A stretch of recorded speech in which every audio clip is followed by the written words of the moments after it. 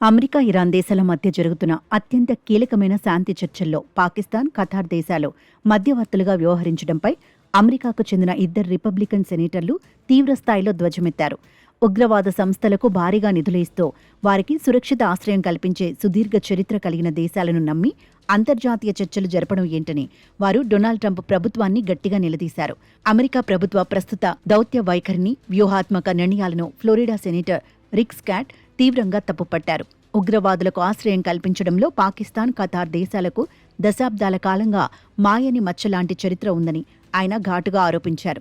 ఇరు దేశాలు పశ్చిమాసియాలో శాంతి స్థాపన కంటే ఇరాన్ నిరంతరాయంగా సాగిస్తున్న ఉగ్రవాద చర్యలను వెనుక నుండి ప్రోత్సహించడానికే ఎక్కువ ఆసక్తి చూపిస్తున్నాయని మండిపడ్డారు. అయినప్పటికీ భవిష్యత్తులో ఎలాంటి అంతర్జాతీయ ఒప్పందం కుదిరినా ఇరాన్ అణ్వాయుధాన్ని తయారుచేసే అవకాశం మాత్రం శూన్యమని ఆయన స్పష్టం చేశారు.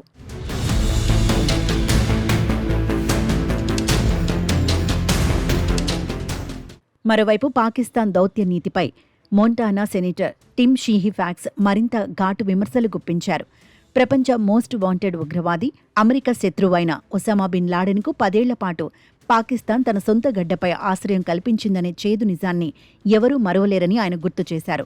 పాక్ అధికారిక నిఘా సంస్థ ఐఎస్ఐ ద్వారా అమెరికా ప్రయోజనాలకు వ్యతిరేకంగా పనిచేసే తిరుగుబాటుదారులకు తెర వెనుక భారీగా నిధులు అందించారని ఆయన ఆరోపించారు. వివిధ అంతర్జాతీయ విధానాలకు మద్దతుగా నిలిచిందని ధ్వజమెత్తారు.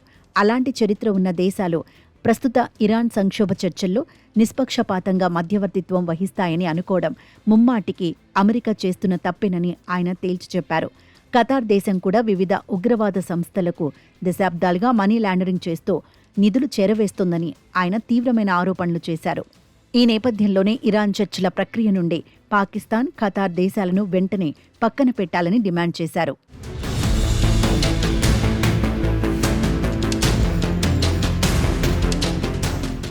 మధ్యప్రాచ్యంలో అమెరికాకు వ్యూహాత్మకంగా ఎల్లప్పుడూ నమ్మకమైన భాగస్వాములు వేరే ఉన్నారని సెనేటర్ టిమ్ షీహీ అభిప్రాయపడ్డారు.